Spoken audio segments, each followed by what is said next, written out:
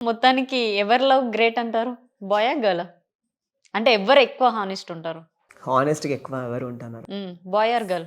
అట్లా ఇప్పుడు అమ్మాయిలు కూడా అంతకే ఉన్నారు. అమ్మాయిలు కూడా అంతకే ఉన్నారు. ఆ! అందుకే నేను అట్లా ఇద్దరి గురించి చెప్తున్నా.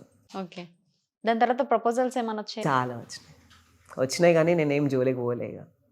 చాలా వచ్చినాయి. ఇప్పుడు కూడా మెసేజెస్ చేస్తూ ఉంటారు. కానీ ఎవరు ఏందో ఒక్కసారే నాకు ఫస్ట్ అండ్ లాస్ట్ టైమ్ అదొక్కటే. ఆ అమ్మాయిని కూడా నేను ర్యాండమ్‌గా కలిసినా అట్లా అట్లా అయిపోయింది. ఇప్పుడు అమ్మో!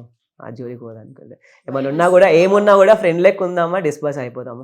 కాదు. లవ్ అంటే ఒక భయం వచ్చేసినట్టుంది కదా! ఒక రిలేషన్‌షిప్ అంటే. ఆ! ఫస్ట్ ఏందంటే ఏమున్నా ఒక్కటేందంటే ఫస్ట్ అన్నీ తెలుసుకొని దాని తర్వాత స్టెప్ ఎయ్యాలి అంతే. ఏదైనా గుడ్డిగా నమ్మి మాత్రం అస్సలు ఎళ్ళిపోవద్దు. మన ఇంట్లో బాధపెట్టి మాత్రం ఏం చేయొద్దు.